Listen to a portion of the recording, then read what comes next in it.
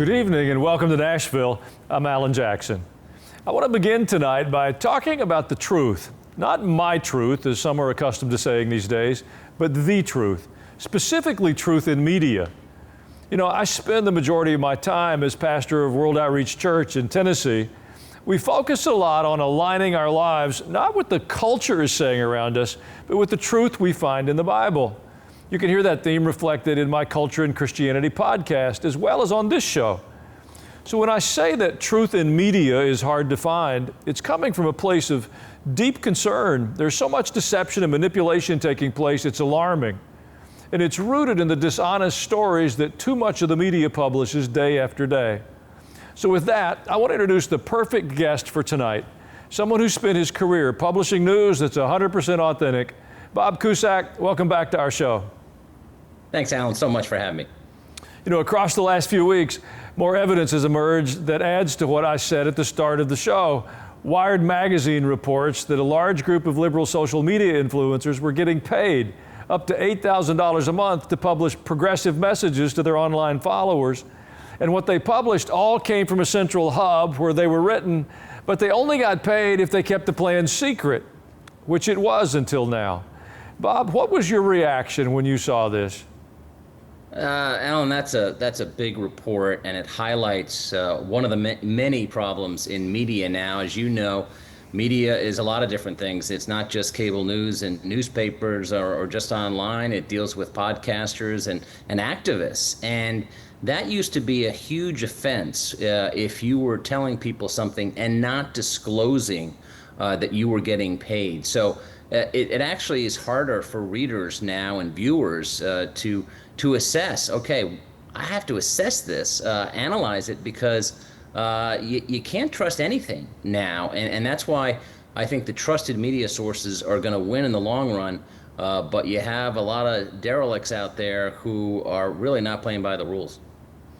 Well, when you're in the newsroom making decisions about what to cover, how do you sort through all this social media material and figure out what, if any of it, to drill down on?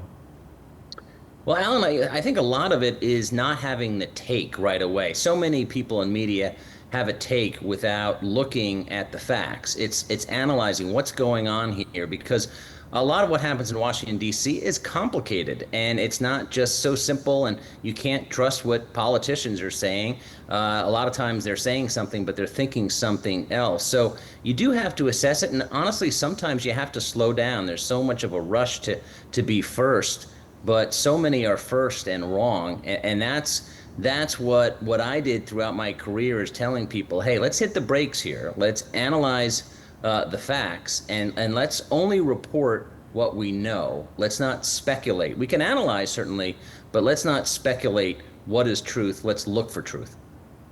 Well, you've worked for some really big brands, and yet now just about anyone can start promoting their own supposed news site.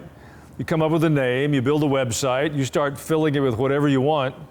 Real journalism in news based on truth and facts, it's not usually what they have in mind. So for people who are looking for truth, what advice do you give them? Well, I think you have to judge different sources, and certainly some people, whether they're on YouTube, there are some very talented people and responsible people.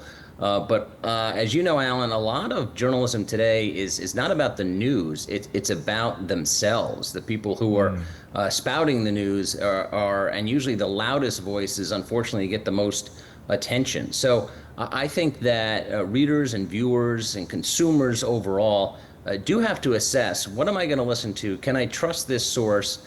Obviously, everyone has busy lives right now. But I think in order to relay, because what you hear in the news, you will relay to neighbors and friends, you want to make sure that's right. And there's a lot of wrong information out there, including the use of AI. You can't even believe what you see anymore.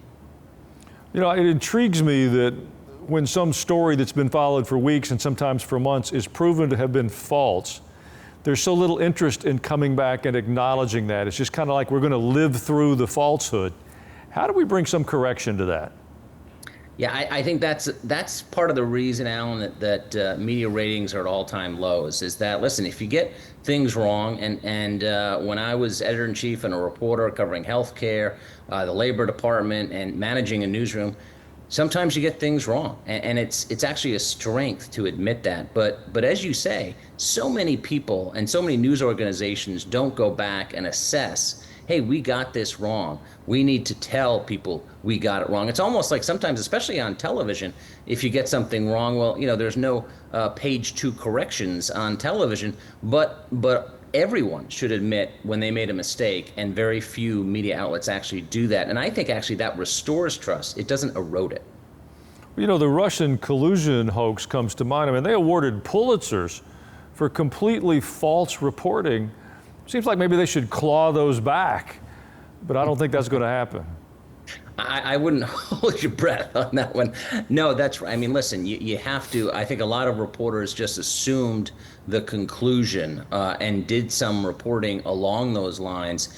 And we certainly saw politicians really pushing the envelope on what was going to come out. And then when it came out, you're like, well, this is not what we expected. This is a nothing burger. And it went on for years, as you know, and that's why Republicans on Capitol Hill, they want to investigate that, and they want to investigate other things like Joe Biden and who was really running the White House, certainly in his last year of office. I saw recently that the New York Times has added subscribers, but they admit they've done it by adding puzzles, games, and other non-news features. Is that what the legacy media is turning into as their trust in their journalism goes down? I've been in media 30 years. I've never seen the legacy media be in such a troubled state. And it's partly, certainly, if not mostly, their own fault. Now, there are some great people who work for the New York Times. There's some great people who work for a number of cable outlets. That said, that's an indication that people, they don't like what they're reading, so maybe they're coming to play puzzles, but they're going to have to use gimmicks unless they're trusted again. And honestly, I think 2024 was a bad year for Democrats. It was a bad year for the media, just like 2016 was. And I think there should be some kind of introspection and let's look at the coverage and move forward. I don't see media improving, so I think legacy media is not going to be making a comeback anytime soon. Wow. Well, Bob, we need to take a short break, but please stay for another segment. In a moment, we're going to go over the debate on how to address crime in our cities and how to deal with criminals that Tom Homan is rounding up. You don't want to miss it. We'll be back in a moment.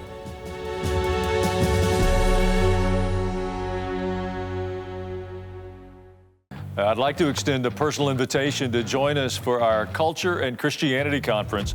It's September the 19th and 20th on our campus here at World Outreach Church, just outside of Nashville. We've chosen 3 specific topics to explore with a wonderful group of guests. We're going to talk about the church and our expected impact in this culture, the media and their impact in our culture, and then finally, our health, how we can be healthy in the midst of all these competing voices we're hearing.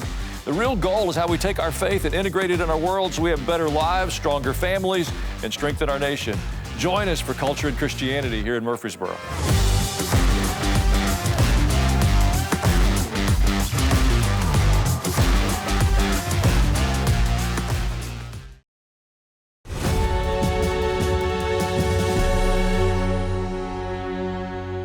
We're back now with the veteran journalist and editor, Bob Cusack. Let's pick up on the big issues this fall and what effect they might have on the all-important midterm elections next fall. President Trump is having a lot of success by sending the National Guard to help clean up Washington. Not just the trash and the mess that's tarnished the city, but the crime, which made trips to downtown D.C. a pretty scary thought. Bob, I know the American people want these criminals off the streets, but for some reason, Democratic leaders are pushing back. The governor of Illinois is a prime example. Listen to his rationale. It's an attack on the American people by the President of the United States. Now, he may disagree with a state that didn't vote for him, but should he be sending troops in? No. You said he has other aims. What are the other aims? The other aims are that he'd like to stop the elections in 2026 or, frankly, take control of those elections. It's pretty well known that Pritzker's trying to position himself for a presidential run, but I can't imagine why anyone would try to run on a platform of crime is good. What do you think's going on with Pritzker? Well, he's certainly, I think, going to run for president 2028. He's going to have a lot of company on the Democratic side. And that's the dilemma for Democrats, is that they're going to have to run so far left that it's going to be very hard for whoever emerges out of that crowded field to win a general election. So I think he's courting the base. But I do think Democrats would be wise not to do that. Certainly, we saw Joe Biden in 2020. He was more in the middle compared to the rest. He turned left when he became president. But Pritzker is playing to that base, and this is a winning issue for President Trump. He knows it, and that's why he's hitting the gas on this, whether it's D.C. or Chicago. You look at the polls, people want to be safe, and certainly Democrats can't say D.C. is safe, and the National Guard has helped improve crime in D.C. Well, let's talk about government spending for a moment. President Trump had a big win when an appeals court finally approved his plan to reclaim billions of dollars that the Biden EPA tried to spend. One Biden EPA official was caught in his final few weeks in office saying that they needed to quickly toss the gold bars off the Titanic before Biden left. The translation being, we better spend as much of the money as possible while they still had the chance, much of it going to outside friends. Do you think the president will ultimately get credit from voters for saving their tax dollars? I think so. I mean, Bill Clinton, when he was president, said the era of big government is over. Well, that didn't age well, but that was a very different Democratic Party. I mean, and we just talked about crime. We're talking about 1,700 arrests in D.C. Democrats actually tried to be the party of anti-crime with Joe Biden having a crime bill in the 1990s and Bill Clinton. When you're talking about the big government, and certainly our debt is a major issue, Alan. It's going to have to be dealt with one way or the other. Now, this is a small percentage, very small, of the overall budget. But I do think people realize you have to be straight with them. The budget deficit and debt is out of control, and it needs to be reined in. When the debt discussion comes up, it always seems to lead back to entitlement programs. Is any politician going to have the will or the courage to deal with that? I think this is the number one issue right now that people don't talk about, and I think it's a great question. They're not going to be dealing with entitlements over the next year, but eventually Medicare is headed for bankruptcy. So is Social Security. We cannot continue to rack up trillions in debt. We're at 37 trillion now. So at some point, and unfortunately, they're going to wait until the last second, but that's not going to be too far off because things are not getting better, and they're going to have to face reality, or the U.S., as many politicians have said, could become the new Greece of years ago, which basically went into bankruptcy. At some point, politicians who are responsible are going to have to tackle this problem. Responsible politicians, that sounds like a fantasy we should explore in more detail. Fingers crossed. Yeah, well, before we run out of time, I've got one more question about the news business. Budgets have indeed resulted in fewer reporters being assigned overseas, yet much of the most important news is what's happening in Asia, Europe, Africa, the Middle East, even South America. Do you think there will ever be an appetite by any legitimate news organization to cover the world again? I hope so, Alan, because we talk a lot about domestic policy in this country, but foreign policy, there are some major challenges ahead. Obviously, we have the war in Gaza, we have Ukraine, Russia. We also have, remember, China is likely, intelligence officials say, to invade Taiwan. So President Trump's biggest challenges are actually on the foreign policy front, and it's important to be there. But as you mentioned, budgets are very tight right now, and they've been pulling back. But I do think that if you give responsible international coverage that's fair, people are going to read it. While we've opened the international discussion, do you think Trump's going to be effective in getting Putin and Ukraine to some sort of a peace deal? I think so, but I don't think it's going to happen over the next month. You're dealing with Putin, who is very untrustworthy. I do think there's going to be pressure in Congress to pass a Russia sanctions bill that's going to be very intense. But, if you look around the world, Russia is getting closer with China, and China is getting closer with North Korea. That's basically an axis against the United States. So this is a big deal, and one worth watching. Well, you mentioned China. Do you think Trump is going to ultimately put those big tariffs onto China?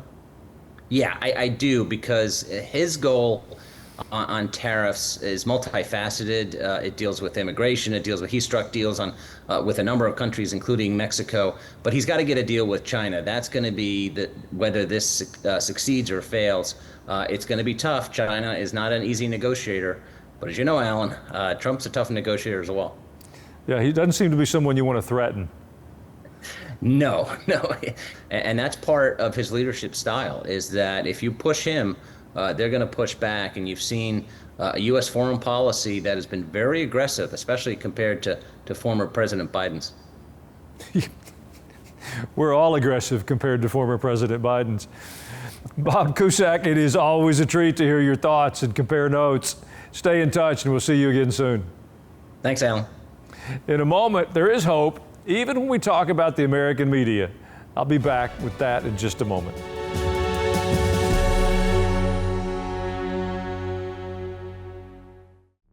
Hey, I want to give you a personal invitation to join my podcast, Culture and Christianity. For a person to think that the Bible is not political, you don't know the Bible. We're trying to understand how to take our faith outside the walls of the church and live it out in the marketplace. He will show you what to do, whether it's in our communities, in our country, or other places in the world. So I brought in some friends, some people that are trying to do this. How could anyone call themselves Christian and be pro-choice? Is beyond my comprehension. But I think he wanted them open and in need of him every day. We have been living through a season of unprecedented deception, propaganda, manipulation. Everybody says, Israel is attacking schools in the Gaza Strip. I want to be a part of seeing culture and Christianity intersect. Hope you enjoy the podcast.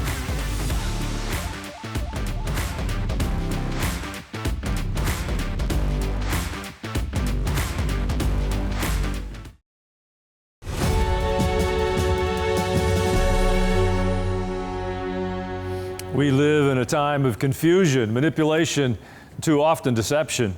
Over the recent Labor Day holiday weekend in Chicago, there were at least 58 people shot across 37 separate shootings, resulting in 8 fatalities. In response, the city's mayor turned down President Trump's offer of sending federal troops to help restore law and order. And then he blamed the violence on a lack of affordable housing and gun ownership freedoms found in neighboring states. The governor of Illinois, meanwhile, responded to Trump by saying that the president's offer is part of a plan to, and I quote, stop elections in 2026 and take control of those elections. This is the same governor who a few months ago called for mass disruption on the streets, even saying, and I quote again, Republicans cannot know a moment of peace. When he made that statement, he was upset about the administration following through on the campaign promise to deport violent people who are here illegally. The legacy media continues to give an abundance of airtime to voices like these without a single follow-up question or an investigation into the legitimacy of their assertions.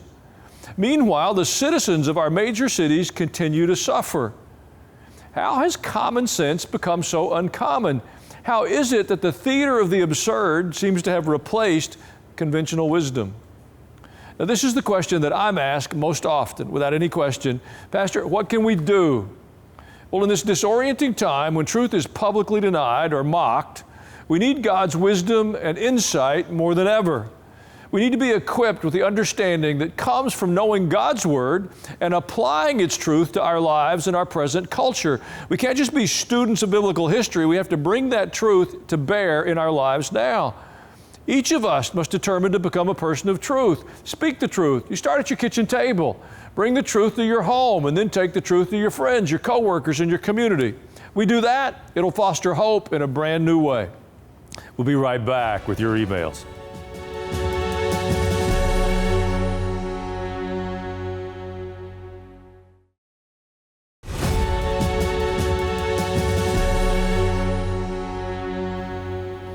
Thank you for investing a few minutes of your day in our program. It's always an honor to spend some time with you. If you miss an episode, you can always go to ajnow.com. There's a full archive there. You can watch them at your leisure, maybe even share them with a friend.